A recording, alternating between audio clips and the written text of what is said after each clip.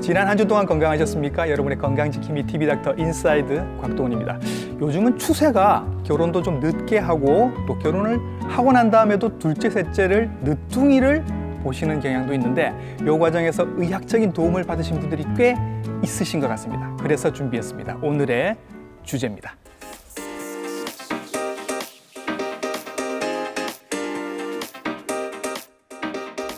우리나라의 지난해 합계 출산율이 0.98이었습니다. OECD 국가 중에 유일하게 0점대 국가였는데요. 일부러 아이를 낳지 않는 부부도 있겠지만 아이를 낳고 싶어도 갖지 못하는 난임 부부들도 있습니다. 오늘은 난임 부부들에게 도움이 될 만한 시간을 준비를 했는데요. 오늘 도움을 주실 닥터 화면으로 먼저 인사드리겠습니다.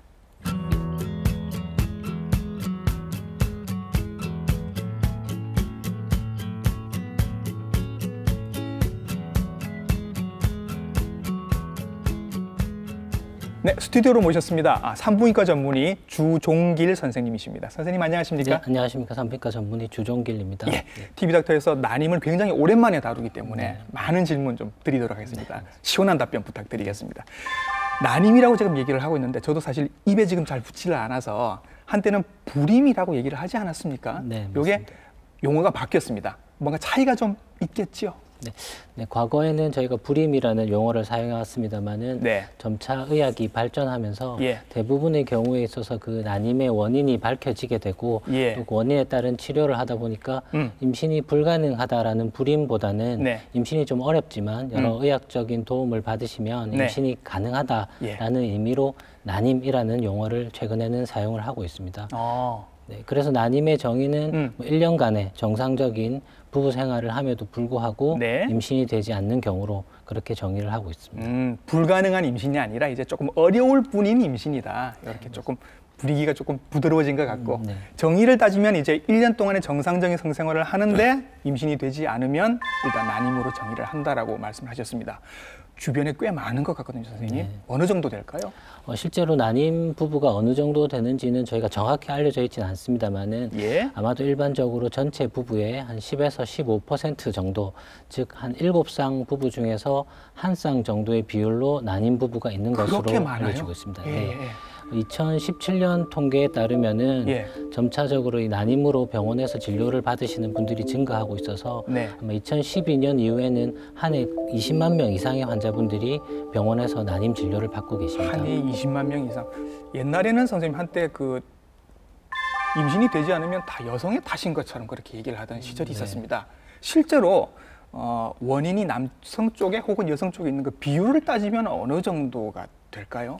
실제로 난임 원인이 이제 한 가지 원인으로 난임인 경우도 있겠지만은 여러 가지 원인이 중복되는 경우도 있을 수 있기 때문에 남녀 같이 원인이 되는 경우도 있겠군요. 그렇기 때문에 정확하게 비율을 말씀드리기 힘들지만은 조금 쉽게 생각하신다면 아마 남성 측의 원인에 의한 난임이 전체의 한 40% 정도이고요. 여성의 원인이 또한 전체의 40% 정도 차지하는 것으로 되어 있습니다. 거의 다 남녀 비율이. 네, 맞습니다. 또 이제 여러 가지 검사를 시행해도 불구하고 그 원인이 정확하게 밝혀지지 않는 원인 불명의 난임이 한 20% 정도 차지하는 것으로 그렇게 알려지고 있습니다. 자, 그럼 일단 남성 쪽 원인을 한번 찾아볼까요? 남성 쪽의 불임의 원인은 어떤 게 있을까요? 아무래도 정자 이상이 가장 흔할 것 같은데요. 정자 이상. 네, 정자는 이제 고환에서 생산이 돼서 부고환, 정관을 거쳐서 배출하게 되는데요. 이 과정이 정자의 성숙에는 꼭 필요한 그런 과정이 되겠습니다. 그런데 이런 고환의 호르몬 이상이라든지 고환 부전이 있다든지 또는 정계정맥류 같은 질환이 있게 되면 정자의 수가 감소한다든지 또는 정자의 모양이 비정상이 된다든지 운동성이 떨어짐에 따라서 난임의 원인이 될 수가 있고요. 아까 말씀드린 것처럼 정자가 배출되기 위해서는 이동하는 경로가 있게 되는데 이 경로에 이상이 생기면 정자가 잘 배출되지 못하는 정자 통과 장애 같은 것들이 남성에서 흔히 관찰되는 난임의 원인이 될 수 있겠습니다. 실제로 선생님이 이렇게 그 진료 현장에서 상담을 해보셔도 남성 환자들이 요즘 최근에 들어서 이렇게 뭐 정자의 수가 줄어든다든지 정자의 운동성이 줄어든다든지 이런 느낌을 받으십니까? 네, 그 과거에 비해서는 현저히 많이 감소되기도 했고요. 현저히 많이요? 그 정상적인 정자 정액 검사의 기준 자체도 과거에 비해서는 조금 더 낮추어서 그렇게 정액 검사의 정상 기준을 보고 있습니다. 아, 마음이 아픈데. 선생님, 그럼 이게 남성들의 정자의 숫자가 줄어들고 운동성이 줄어드는 이유가 있을까요? 아무래도 뭐 여러 가지 사회적인 여건들, 스트레스라든지 운동 부족, 네, 운동 부족, 또는 뭐 체중 증가 이런 것들이 다 원인이 될 수가 있겠고요. 예. 여러 만성 질환들, 뭐 고혈압, 당뇨 뭐 이런 것들도 역시 원인이 될 수가 있을 걸로 생각이 되고요. 네. 예, 그렇군요. 자, 남성 난임의 원인 여러 가지를 말씀해 주셨는데 가장 흔한 남성 난임의 원인 정계정맥류에 대해서 과연 어떤 질환인지 선생님의 진료실로 직접 찾아가서 얘기를 들어보도록 하겠습니다. 화면 함께 보시죠. 남성 난임에서 가장 흔한 원인은 정자의 이상인데요. 정자 이상을 초래하는 가장 대표적인 질환이 정계정맥류이고요. 정계정맥류는 잘 알고 계시는 하지정맥류 같은 것이 고환 위쪽에 생겨난 것으로 생각하시면 되는데요. 고환 위쪽 정맥에서 혈액순환이 원활하지 못하게 되면은 정상에 비해서 혈관이 훨씬 더 구불구불하게 확장된 상태가 되고 정맥혈이 정체가 되는 그런 상태가 됩니다. 이렇게 정맥혈이 정체가 되면은 고환 부위의 체온이 상대적으로 좀 더 올라가게 되고 또 정맥혈 내에 있는 노폐물 같은 것들이 잘 제거되지 못하면 결국 정자의 그 생산에 영향을 미치게 되고 이것이 남성 난임의 가장 흔한 원인 중에 하나로 알려져 있습니다. 근데 고환 부위가 좀 서늘해야 정자 생성이 잘 된다는 얘기가 있었는데 그리고 이제 정계정맥류가 저렇게 생기면 고환의 온도가 올라가고 그것 때문에 정자 생산이 잘 안 된다. 정계정맥류라는 말을 오늘 처음 들으신 분들도 굉장히 많으실 것 같아서 선생님 이게 그 한국 남성들에게 흔한 질환인가요? 네, 아주 흔한 질환이고요. 아, 그래요? 성인 남성에 있어서 빈도는 한 10에서 15% 정도 흔하네요. 되는 것으로 알려져 있습니다. 네, 하지만 정계정맥류가 있다고 해서 모든 남성이 난임이 되는 것은 아니고요. 성인 남성 난임을 가진 환자분들 중에서 한 30% 이상은 이런 정계정맥류에 의한 난임이 진단되는 것으로 알려져 있습니다. 남성 난임의 원인 30%는 정계정맥류라고 보시면 될 것 같습니다. 불안해집니다. 결혼을 앞두고 계신 분들, 결혼을 안 하신 남성분들이 약간 좀 불안하실 것 같아서 선생님 이게 그러면 제가 한번 진단을 해볼 수 있는 방법도 있습니까? 내가 스스로 만져서 어떻게 좀 진단을 해볼 수도 있나요? 네, 앞서 보신 것처럼 음낭 위쪽에 혈관이 확장이 되는 질환이기 때문에 음낭 위쪽으로 혈관이 구불구불하게 만져지는 경우에는 저희가 진단을 할 수가 있겠고요. 주로 왼쪽에 많이 생기는 것으로 알려져 있습니다. 아, 왼쪽에 많이 생겨요? 정확한 진단을 위해서는 초음파 검사를 통해서 그 음낭 위쪽으로 혈관의 흐름을 확인을 하시면 좀 더 정확하게 진단을 하실 수 있겠습니다. 아, 이 TV 보고 계신 분들이 집에서 혼자 스스로 해서 확인하시기는 조금 어려울 것 같네요. 네, 그렇죠? 그럴 것 같습니다. 그럼 내 스스로 이걸 확인하기가 어렵다면 그냥 계속 내버려 뒀을 가능성이 많잖아요. 그러면 그냥 난임이 되는 겁니까? 남성 난임?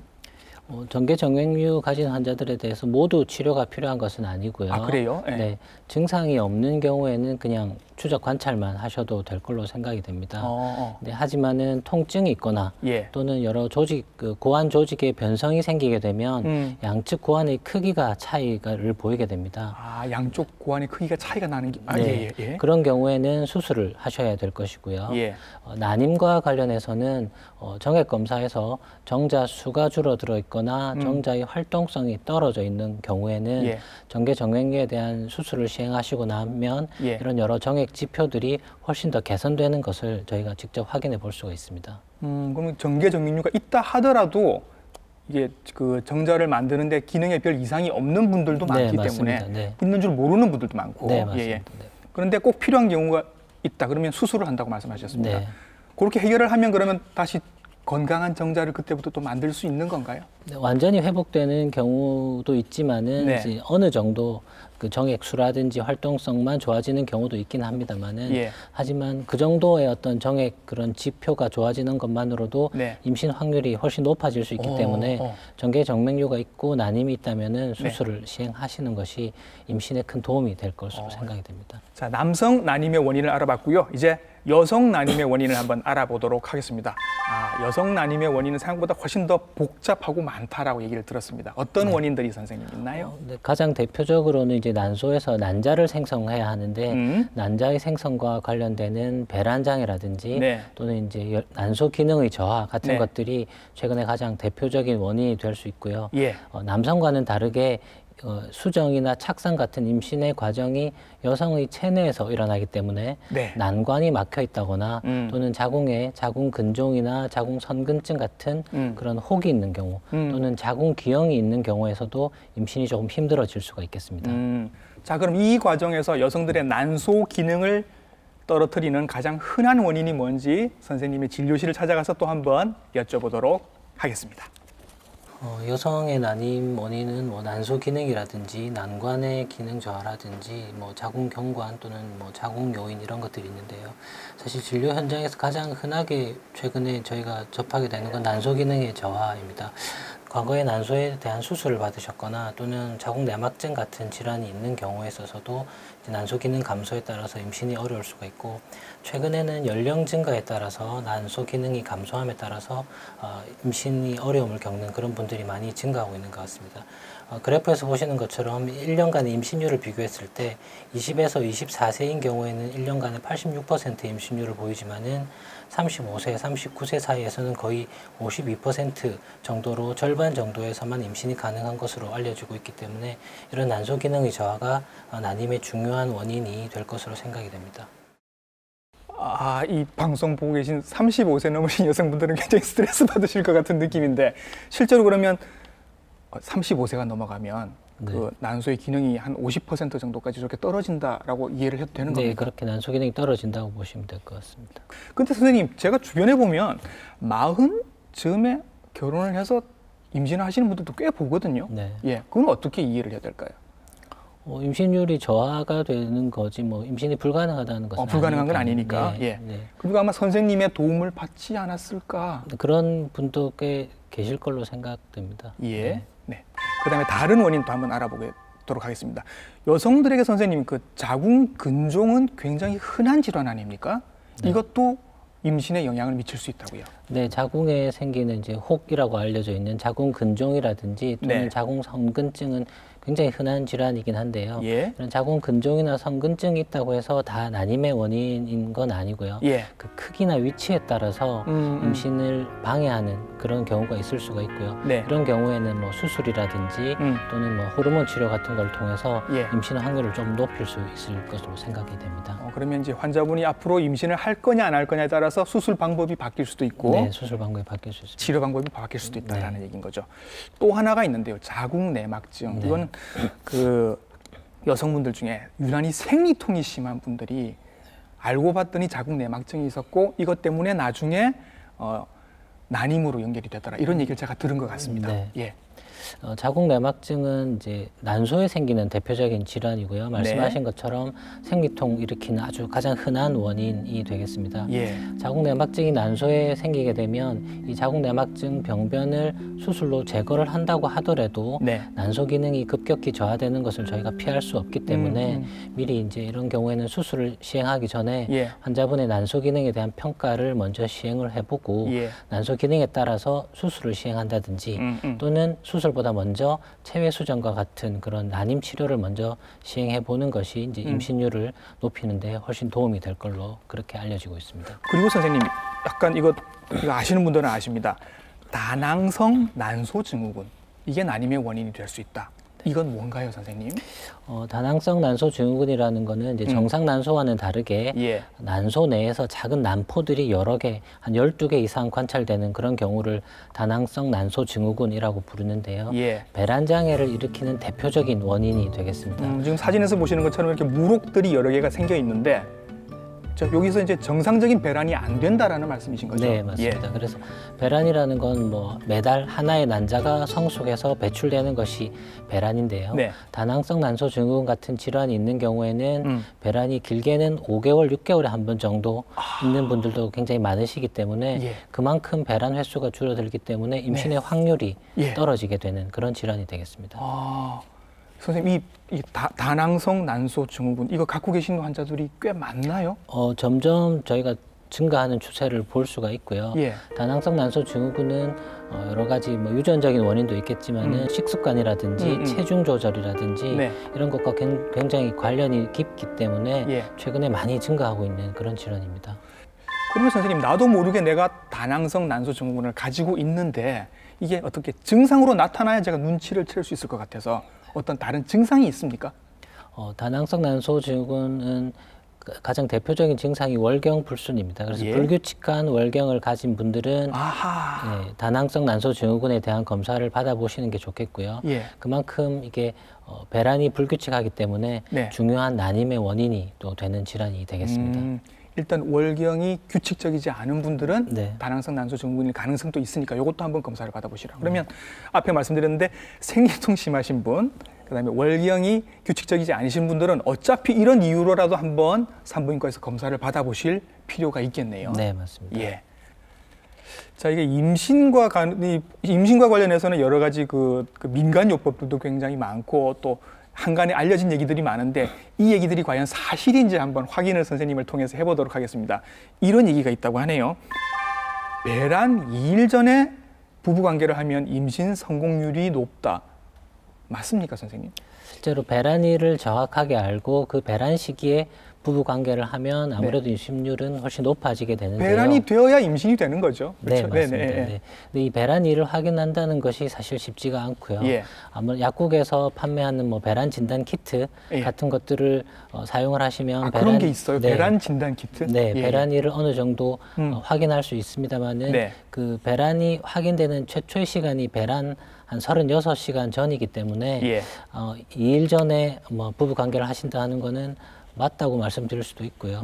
또 배란일을 정확하게 측정만 한다면 사실은 배란 시기에 부부 관계 하시는 것이 가장 임신율이 높다라고 말씀드릴 수 있겠습니다. 배란 시기에 관계를 하는 것이 성공률이 높다. 네. 뭐 기초 체온을 체크한다. 이게 다 이런 얘기인 건가요? 네, 맞습니다. 기초 체온을 측정하면 배란 시기를 알 수 있지만은 기초 체온이라는 것도 결국 배란이 되고 난 이후에 배란이 됐다는 것을 확인하는 거지 그걸 미리 예측하는 방법은 아니기 때문에 그것만 가지고 임신을 부부관계 날짜를 확인하시는 것은 쉽지는 않습니다. 그러니까 꼭 배란 2일 전이 아니라 배란 즈음에 관계를 가지시는 게 성공률을 높일 수 있다.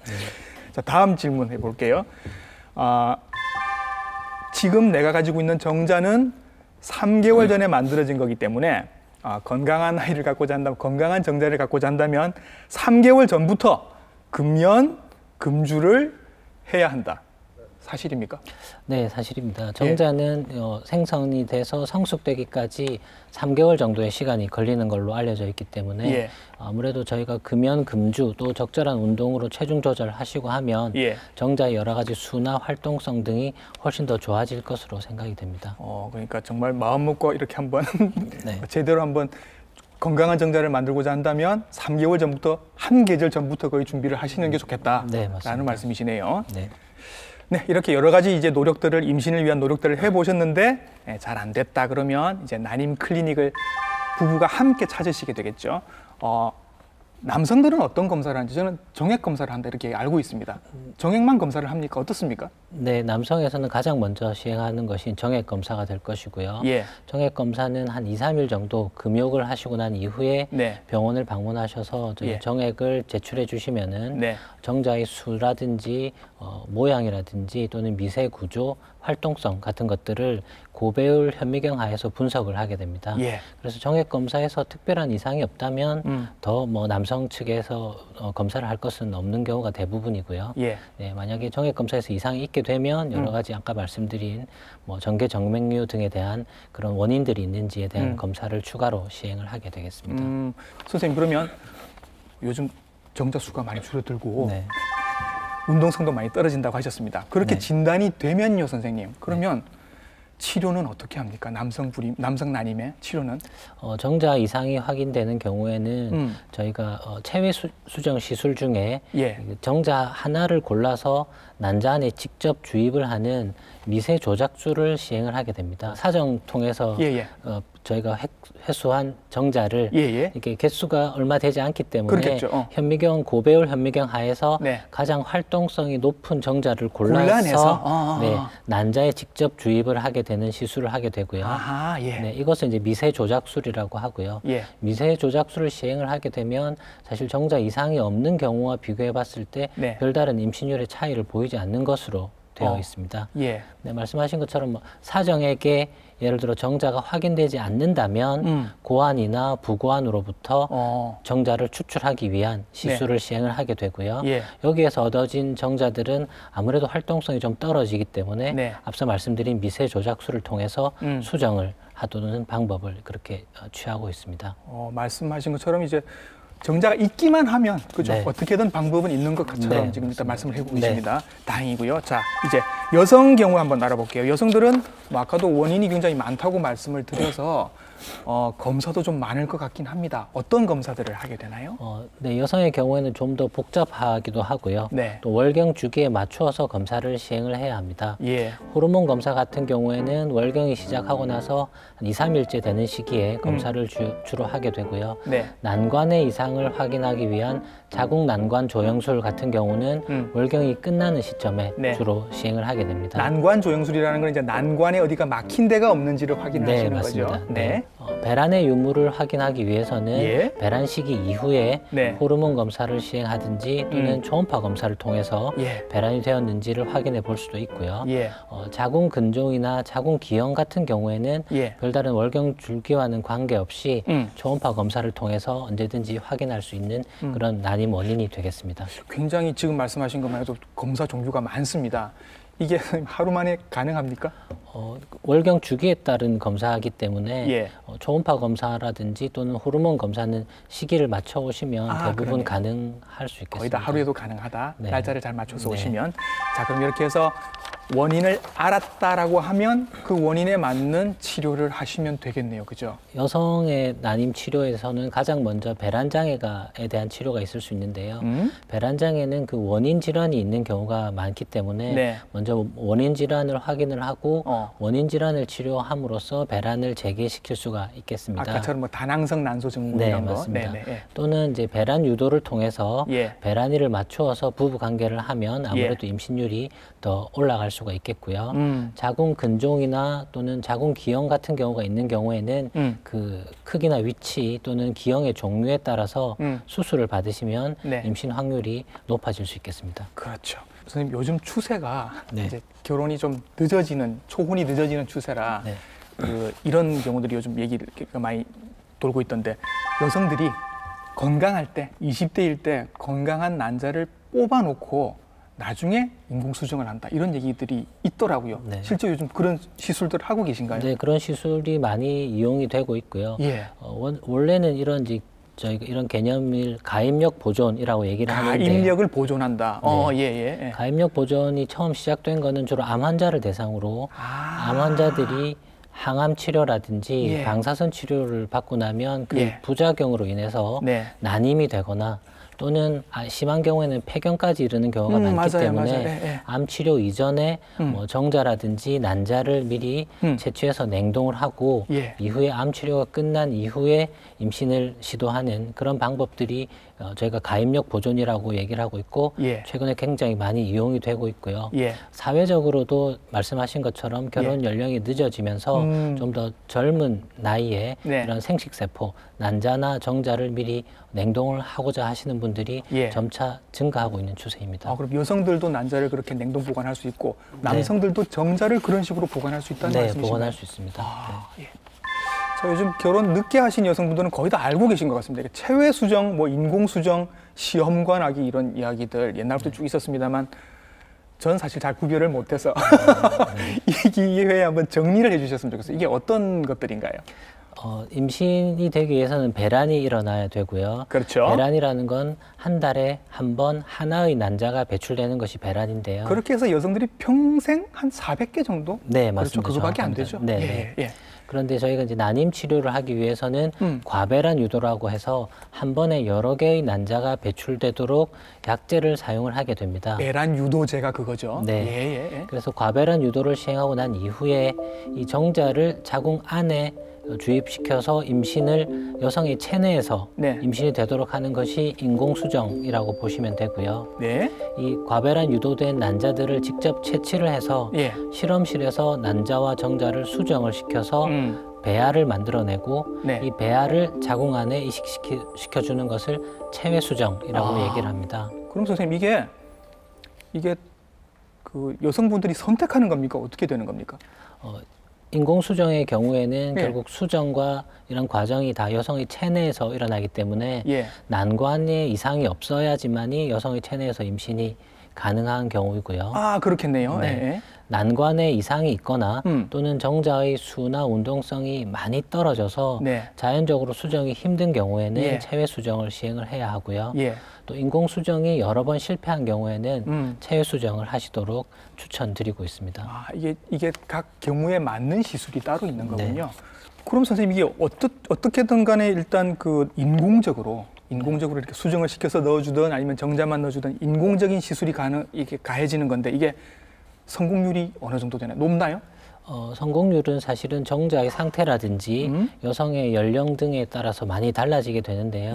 일반적으로는 인공수정 1회에 한 10% 정도의 임신율을 보이는 것으로 알려져 있고 1회에 10%? 체외 수정의 경우에는 30% 정도에서 임신이 가능한 것으로 그렇게 알려져 있습니다. 체외 수정이 조금 퍼센티지가 높아지네요. 네, 체외 수정의 성공률이 더 높다고 보시면 됩니다. 그러면 선생님, 자, 이런 경우를 제가 한번 요즘 결혼을 좀 늦게 하시는 추세라 여성분이 40즈음에 결혼을 하신 거예요. 그리고 본인의 나이가 있으니까 빨리 임신을 하고 싶으신 거죠. 이런 경우에는 그냥 어떻게 일단 오시면 어떤 방법을 권하십니까? 다른 원인이 없다면은 인공수정을 한 번 정도 해보시는 것도 적절한 선택일 수가 있겠는데요. 근데 사실은 말씀드린 것처럼 성공률이 체외 수정이 훨씬 높기 때문에 고령을 생각해 본다면 체외 수정도 좋은 선택이 될 수가 있겠습니다.